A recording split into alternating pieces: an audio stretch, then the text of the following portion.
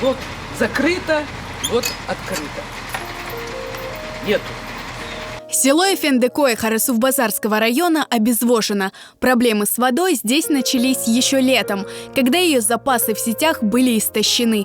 Постепенно улица за улицей без воды осталось почти все село. Мана бу тарафа вообще су yo'q. Manda mashinani tashiydilar suv.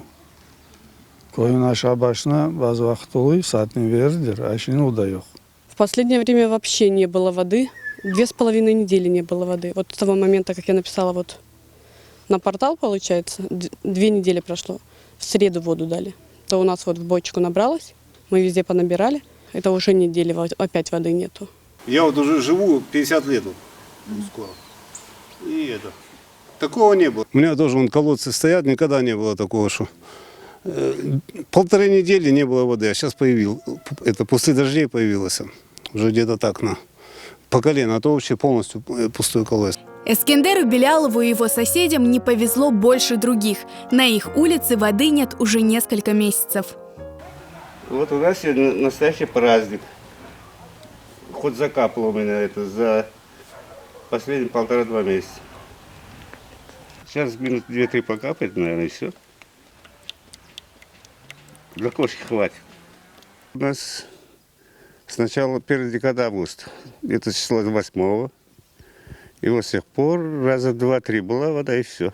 Ну, пить у дочки ездить, набираю балки. А так вот даже элементарно машинку заливаем баклажками воды и так стираем.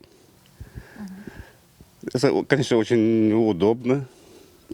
В 21 веке жить так. Все уже привыкли к цивилизации, теплой воде, горячей воде. Мы пенсионеры, это очень тяжело. Узнав о приезде съемочной группы Хараденгас Продакшн, жители собрались на улице в надежде, что об их проблеме наконец услышат. Июль у нас не было воды, август у нас не было воды, ни сентябрь, октябрь, уже ноябрь. Вот на каждую улицу 2 раза в неделю привозили. То есть какой-то график был. Ну, не какой-то, а график был. Сейчас они его изменили, потому что все больше и больше улиц присоединяется от того, что и там нету воды, и там нету. А есть улицы, которые 1 раз привозят. И есть, которые, да, не возят. Бабушкам привозят, тут пытаемся помочь. Заносим. Ну, такие, как я, поедем мы на родник. Куда поедете? На родник. Дворы уставлены бочками, тазами, ведрами и бидонами. Каждый запасается водой как может. Люди жалуются, на некоторые улицы водовозки не приезжают совсем или останавливаются очень далеко. Ну, возят, до угла вот туда. Возят, а я оттуда привезти не могу. Если сын дома, он принесет. Вот баня, в бане, тоже в баню таскаем, хоть раз-два, 2 раза в неделю, раз в неделю помоемся. А больше нету. Вот там вот на повороте. Но с поворота много воды унесешь. Ведро, также это бочка. Я знаю, что вот по другим улицам в Зеленогорске ходит под каждый двор машина. Я думаю, если бы она подошла сюда, мы бы ее точно увидели. Поначалу мы покупали в магазине. Сейчас мы ходим на колодец, купили себе бочку, на тачку и вперед. На стройку мы используем воду, которая вот после дождя идет, стекает по водостекам. Вода приезжает понедельник, среда, пятница. То есть на меня на одну 40 литров. Вот если приезжает в пятницу, значит я эти 40 литров должна распределить на 3 дня. То есть ведро в день. Что я могу с этой водой? Я могу или посуду помыть, или кушать приготовить. Воды практически не хватает. Ну вот нас спасает, что на Зеленогорске есть родники. Берем ведерки, баклажки и набираем воду. Местный родник, который в отличие от многих других в Крыму еще не пересох, стал настоящим спасением для жителей Эфендикое. Не привозят ничего. Водовозка не ездит. Ну, вот, получается, тоже соседка ходила в сельский совет, спрашивала, что зачем. Они говорят, машины нету. Когда выделят 3-ю машину, она будет привозить.